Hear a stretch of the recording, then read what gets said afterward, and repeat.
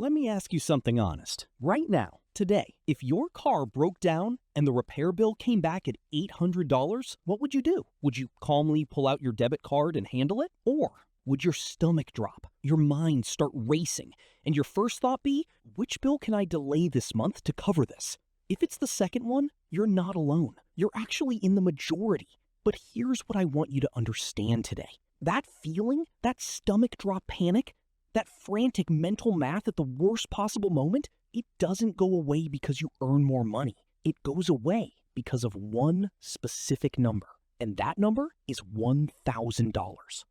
My name is Liam, and I spend way too much time thinking about money, financial psychology, and why some people seem to handle financial chaos effortlessly, while others stay stuck in the same cycle for years. If you want to understand the real mechanics behind breaking that cycle, hit that subscribe button and give this video a thumbs up if it ends up helping you see things differently.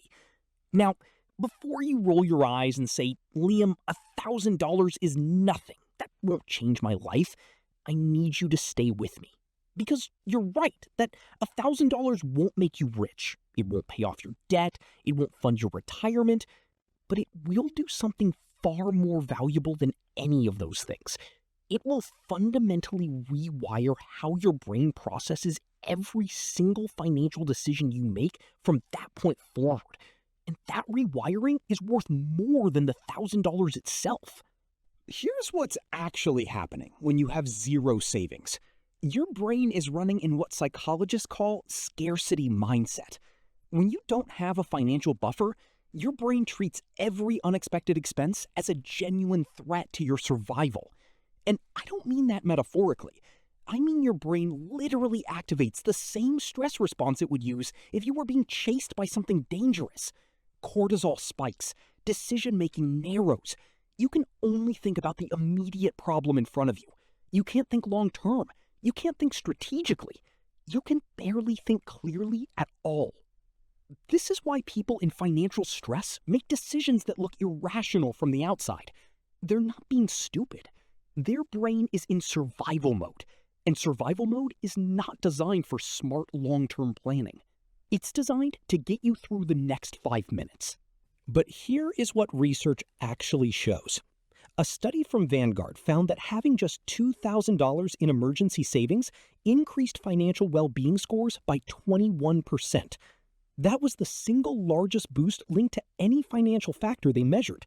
Not income, not debt payoff, not investing, just having a small buffer. And $1,000 is the first major step toward that buffer. It's the moment your brain starts to get the signal that you are not in danger anymore. So what specifically changes when you hit $1,000? Let's go through it. The first thing that changes is how you handle emergencies.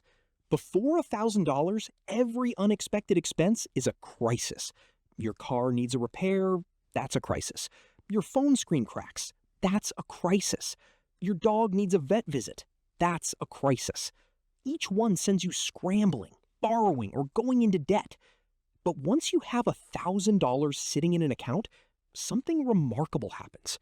Most of these emergencies stop being crises. They become inconveniences. An $800 car repair is annoying, but it's no longer catastrophic. You handle it, you refill the fund, and you move on.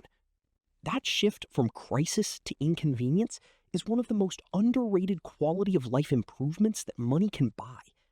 And it only costs $1,000. The second thing that changes is your relationship with risk. When you have nothing saved, every decision feels dangerous. Asking for a raise feels risky because what if they say no and it gets awkward and somehow you lose your job? Leaving a job you hate feels impossible because you need that next paycheck.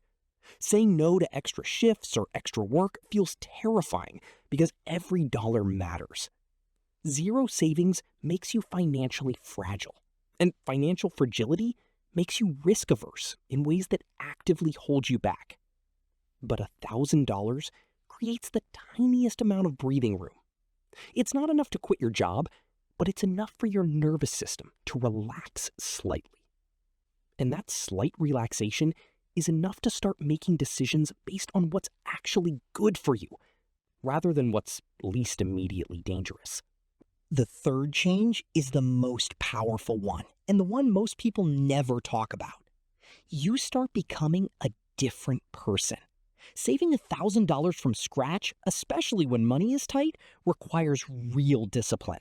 You had to say no to things. You had to prioritize. You had to choose your future over your present, repeatedly, until the number hit 4 digits. And in doing that, you proved something to yourself. You proved that you are someone who can control money instead of letting it control you. That identity shift is enormous, because once you see yourself as someone who saves, every financial decision gets filtered through that new identity. Do people who save blow their buffer on something stupid? No. Do they let it sit and build? Yes. The behavior follows the identity, and the identity started the moment you crossed $1,000. Now here's where the math gets really interesting. Getting to your first $1,000 is genuinely the hardest part of the entire wealth building journey. Not because the amount is large, it's objectively not, but because you're building the habit from scratch, with no momentum and no proof that it works yet.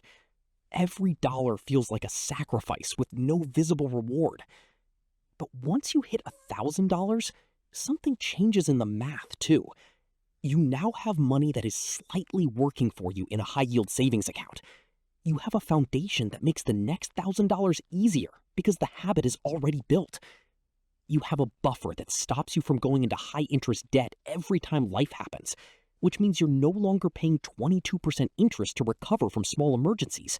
That alone could save you hundreds of dollars a year.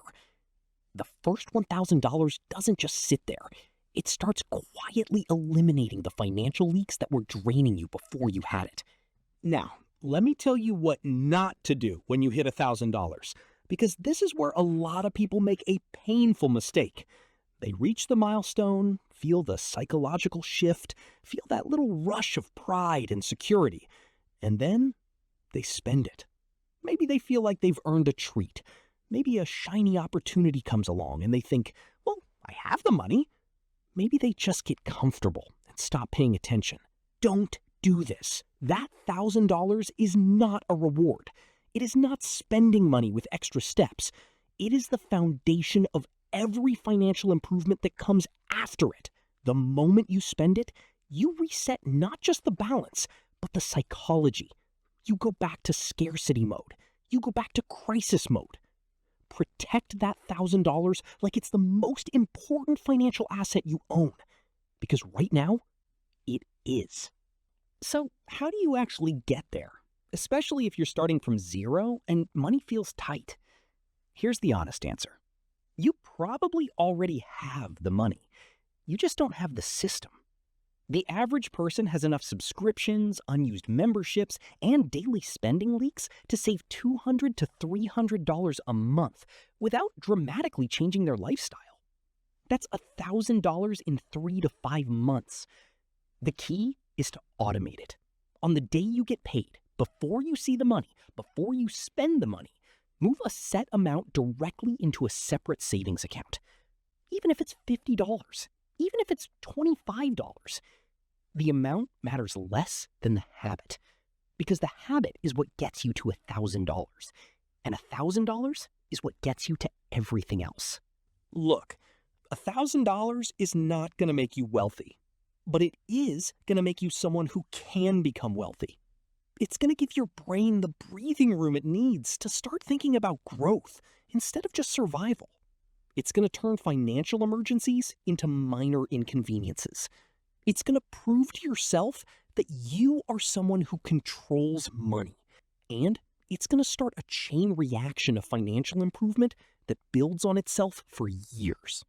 The hardest part is starting. The second hardest part is not stopping.